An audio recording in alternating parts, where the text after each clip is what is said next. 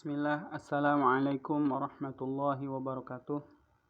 Innal hamdalillah nahmaduhu wa nasta'inuhu wa nastaghfiruh wa na'udzu billahi min shururi anfusina wa min sayyiati a'malina.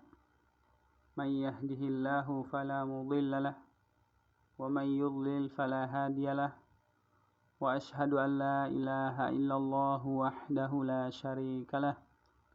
Wa ashhadu anna Muhammadan abduhu wa rasuluh. Amma ba'd. Pada kesempatan yang berbahagia ini, insyaallah kita akan membahas berkaitan dengan pengantar ilmu tajwid, yaitu 10 dasar mengenal ilmu. Langsung saja. Inna mabadi'a kulli fannin 10. Sesungguhnya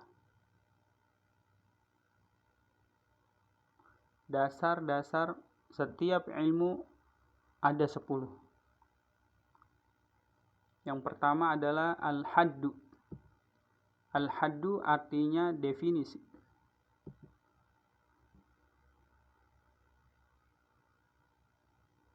Karena ini berkaitan dengan pembelajaran ilmu tajwid, maka yang akan didefinisikan adalah ilmu tajwid itu sendiri. Tajwid bermakna memperbagus atau memperindah secara bahasa.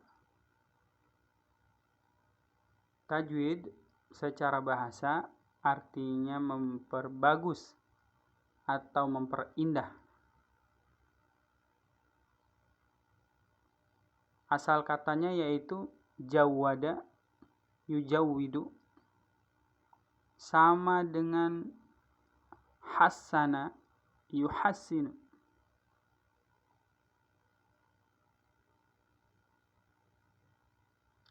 Itu secara bahasa. Secara istilah,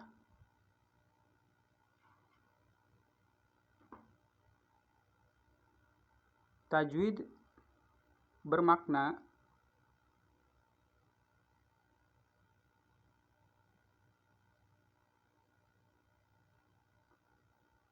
ilmu yang mempelajari cara membaca Al-Quran dengan baik dan benar, dengan memberikan hak huruf dan mustahaknya. Apa sih hak huruf itu? Hak huruf adalah berkaitan dengan makharijul huruf dan sifat-sifat permanen yang ada pada huruf. Dan apa itu mustahak? Mustahak yaitu berkaitan dengan hukum-hukum tajwid. Berkaitan dengan hukum-hukum tajwid seperti nun sukun dan tanwin, mim sukun, dan sifat-sifat yang tidak permanen pada huruf. Yang kedua adalah al-mawdu'. Al-mawdu' artinya objek kajian atau pembahasan kajiannya. Apa sih yang akan dibahas dalam ilmu tajwid? Ilmu tajwid itu biasanya membahas lafal Al-Quran. Dan ini adalah pendapat jumhur ulama. Kemudian yang ketiga berkaitan dengan as-samarah. As-samarah artinya buah atau hasil dari memperoleh belajar ilmunya. atau apa sih yang dihasilkan, atau samarah itu hasil dari belajar kita, hasil dari belajar atau mempelajari ilmu tajwid. Kalau kita setelah mempelajari ilmu tajwid, apa sih yang akan kita peroleh? Yang kita peroleh antara lain terjaganya lisan kita dari kesalahan, atau orang Arab itu bilangnya lahan. Orang Arab bilangnya al-lahnu atau lahan. Ya. Terjaga lisan kita dari kesalahan dalam membaca Al-Qur'anul Karim. Kemudian apa saja lagi buah dari mempelajari ilmu tajwid, yaitu dapat membaca Al-Quran menjadi baik. Dan tentunya kalau sudah benar, udah baik, Allah pasti ridho sama kita, insya Allah. Dan yang kelima, yang keempat, berkaitan dengan nisbah. Nisbah artinya hubungan ilmu tajwid ini dengan ilmu lainnya. Ilmu tajwid bagian dari ilmu syar'i yang terkait dengan Al-Qur'anul Karim, karena syariat itu datang dengan membawa hukum-hukum dari Al-Qur'anul Karim.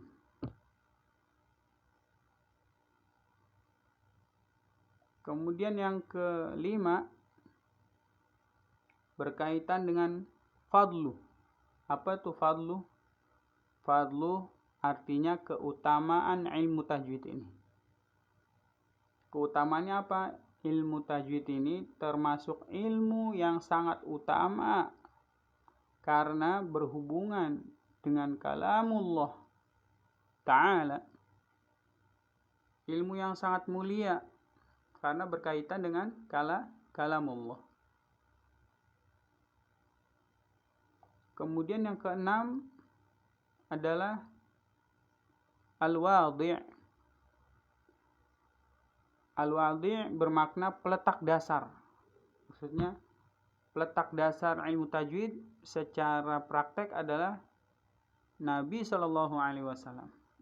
Secara praktek.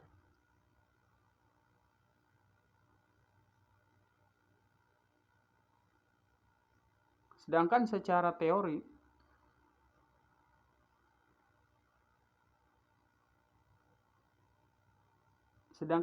teori, yakni yang menyusun kaidah-kaidah dasarnya serta menyusun bagian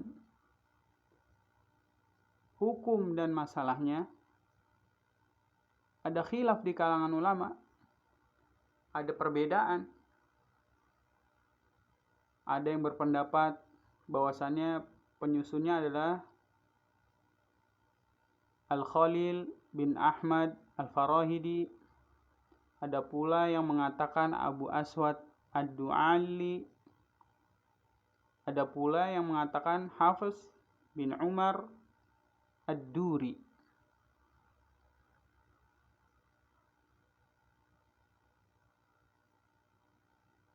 Yang ketujuh berkaitan dengan ismu atau nama. Al-ismu atau nama dari ilmu ini yaitu ilmu tajwid. Yang kedelapan berkaitan dengan al-istimdad. Apa itu al-istimdad? Al-istimdad bermakna dasar pengambilan ilmu tajwid. Dasar pengambilannya adalah dari cara Nabi SAW membaca Al-Quran yang dibacakan oleh malaikat Jibril alaihi salam. Kemudian cara beliau SAW mengambil bacaan dari malaikat Jibril, kemudian diriwayatkan lagi oleh para sahabat, dan para sahabat meriwayatkan lagi kepada para tabi'in dan sampai kepada kita. Begitu.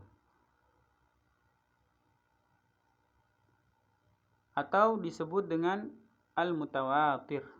Mutawatir.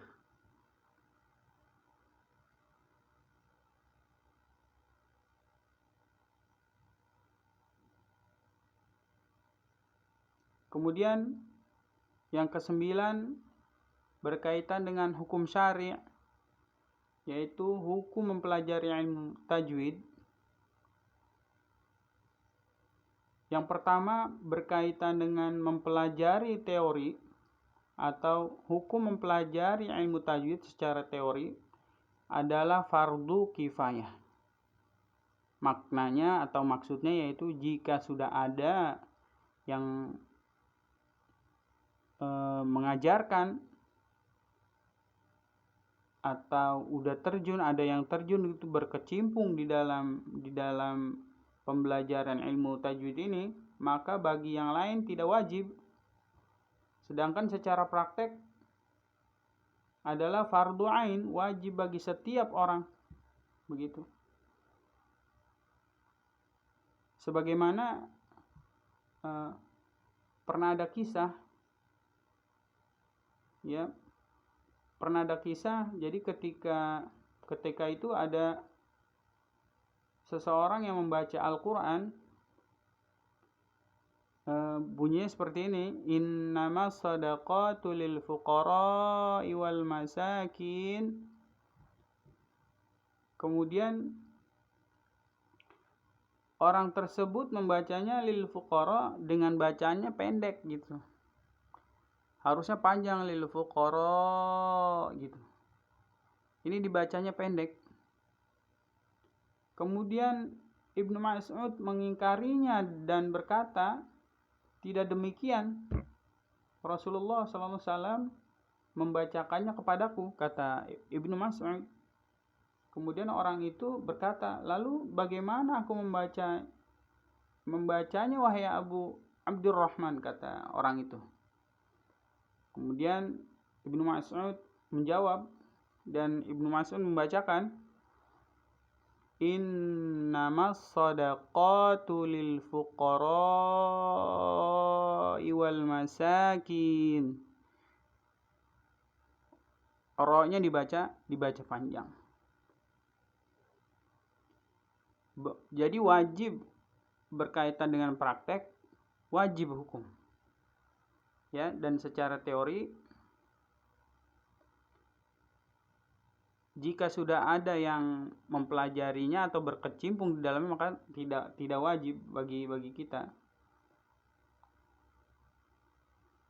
Kemudian sebagaimana perkataan dari Al-Imam Ibnul Jazari rahimahullah ta'ala,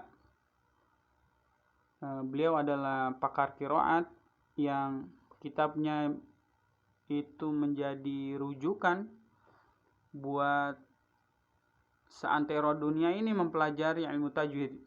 Kata beliau, mempraktekkan tajwid adalah wajib. Kata Imam Ibnu Jazari, siapa yang membaca Al-Quran tanpa tajwid akan berdosa, kata beliau. Karena Allah menurunkan Al-Quran dengannya dan sampai kepada kita dengan cara bertalaqi. Artinya yang seperti sudah disampaikan sebelumnya, dari Allah Subhanahu wa taala menyampaikan kepada malaikat Jibril menyampaikan kepada Nabi SAW, dan seterusnya sampai kepada kita. Dan yang terakhir adalah berkaitan dengan masalah atau bab demi bab. Masalah yang akan dibahas, apa aja sih yang akan dibahas? Yang akan dibahas yaitu berkaitan dengan kaidah-kaidah